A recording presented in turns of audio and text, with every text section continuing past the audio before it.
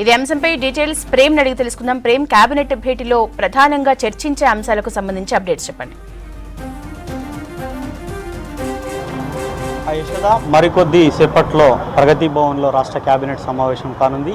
ఏదైతే ఈ రోజుతో లాక్డౌన్కి సంబంధించిన సమయం ముగియడంతో రేపటి నుంచి కొత్త లాక్డౌన్, దాంతోపాటుగా లాక్డౌన్ సడలింపుల విషయంపై కూడా కేబినెట్లో చర్చించనున్నారు.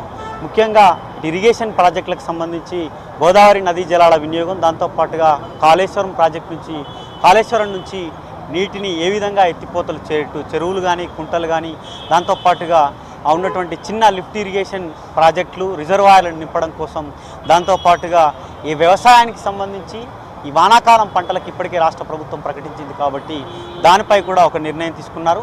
ముఖ్యంగా ఈ విద్యుత్తుకు సంబంధించి హైడల్ పవర్ ప్రాజెక్టులు ఏదైతే ఉన్నాయో వాటిపై కూడా ఈ కేబినెట్ సమావేశం తర్వాత ముఖ్యంగా ఈ కేబినెట్లో ఈ అంశాలపై కూడా చర్చించనున్నారు. మొదటగా లాక్డౌన్కు సంబంధించి కనుక మనం చూసుకుంటే రాష్ట్ర ప్రభుత్వం ఏదైతే అధికారులు సీఎం కేసీఆర్ ముందు 2 ప్రతిపాదనలు ఉంచినట్లుగా కొంత సమాచారం అయితే ముఖ్యంగా ఇప్పుడు 6 గంటల వరకు, అంటే 5 గంటల వరకు లాక్డౌన్ సడలింపుల్లో భాగంగా 5 గంటల వరకు ఇచ్చి 6 గంటల వరకు కూడా ఉన్నటువంటి జనాలంతా కూడా గమ్యస్థానాలను ఇంటికి చేరుకోవడం కోసం ప్రభుత్వం ఇప్పటికీ అవకాశం ఇచ్చింది ఈ రోజు వరకు.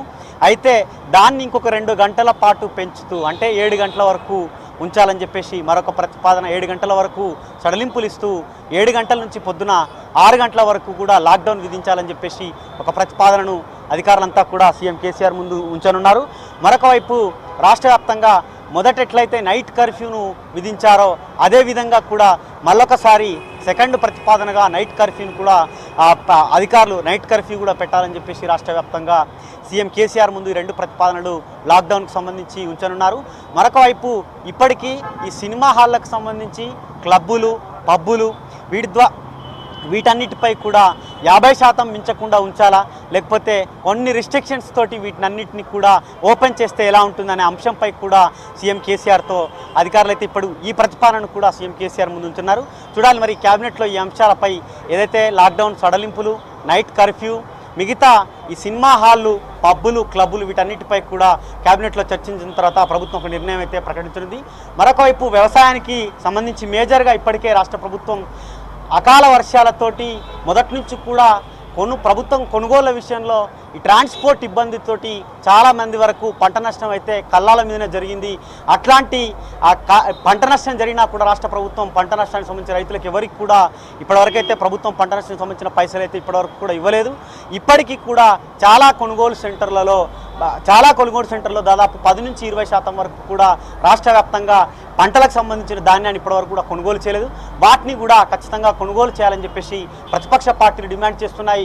మరొక వైపు కల్లాల దగ్గర, కొనుగోలు సెంటర్ల దగ్గర ఏవైతే ఉన్నాయో అక్కడ తడిసి ముద్దైన వాటికి కూడా ఖచ్చితంగా పంట నష్టం కింద రైతులు మొత్తం పండించి 45 రోజులు, దాదాపు 90 రోజులు కష్టపడి పంట పండించారు కాబట్టి ఆ జరిగిన పంట నష్టానికి కూడా చెల్లించాలని చెప్పేసి కూడా మరొక వైపు ప్రతిపక్ష పార్టీలన్నీ కూడా డిమాండ్ చేస్తున్నాయి. మరొక వైపు వానాకాలం పంటలకు సంబంధించి ప్రభుత్వం నియంత్రిత వ్యవసాయ సాగు విధానం నుంచి మొదలు పెడితే ఇప్పటివరకు కూడా ఇవే పంటలే అని చెప్పి ప్రభుత్వం చెప్తూ వచ్చింది. దాంట్లో మేజర్గా 1,40,00,000 వరకు రాష్ట్రంలో పంటలు పండించాలని చెప్పేసి ప్రభుత్వం వ్యవసాయ శాఖ నిర్ణయం తీసుకుంది.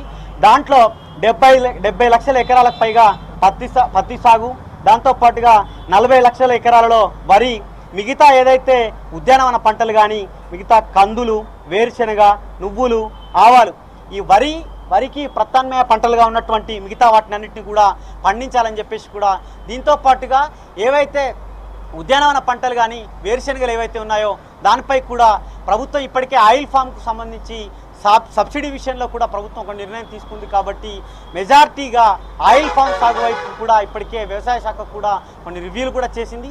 దీనిపై కూడా వ్యవసాయ శాఖకు సంబంధించి ఈ వానాకాలం పంటలలో కూడా మెజార్టీగా కేబినెట్లో కూడా ఒక నిర్ణయం అయితే తీసుకున్నారు. మెజార్టీగా ఇప్పుడు ఇంకోటి ఇరిగేషన్ ప్రాజెక్టులకు సంబంధించి కూడా గోదావరి లిఫ్ట్ ఇరిగేషన్, గోదావరికి సంబంధించి ఇటు కాళేశ్వరం కానీ రాయలసీమ ఎత్తిపోతల పథకానికి సంబంధించి ఏపీ ప్రభుత్వం అక్కడ కడుతున్న వాటికి ఇప్పటికే మహబూబ్ నగర్ జిల్లాకు సంబంధించిన కొంతమంది నేతలు కానీ రైతులు ప్రభుత్వానికి సీఎంకు విన్నవించారు కాబట్టి ఈ ఏదైతే ఏపీ కడుతున్నటువంటి రాయలసీమ లిఫ్ట్ ఇరిగేషన్ ప్రాజెక్టుపై కూడా క్యాబినెట్లో చర్చించనున్నారు. ఈ హైడల్ పవర్కు సంబంధించి కూడా క్యాబినెట్లో చర్చించిన తర్వాత ప్రభుత్వం తన నిర్ణయాన్ని అయితే ప్రకటించనుంది. చూడాలి యశోద, ఇటు నైట్ కర్ఫ్యూ, లాక్డౌన్, ఈ వ్యవసాయము, దాంతోపాటుగా విద్యుత్తు, వీటన్నిటిపై కూడా క్యాబినెట్లో చర్చించనున్నారు. దాని తర్వాత ప్రభుత్వం ఒక సానుకూల నిర్ణయం అయితే ప్రకటించే అవకాశం అయితే, వీటన్నిటిపై చర్చించి ఒక నిర్ణయం అయితే ప్రకటించే అవకాశం అయితే ఉంది యశోద. Thank you Prem.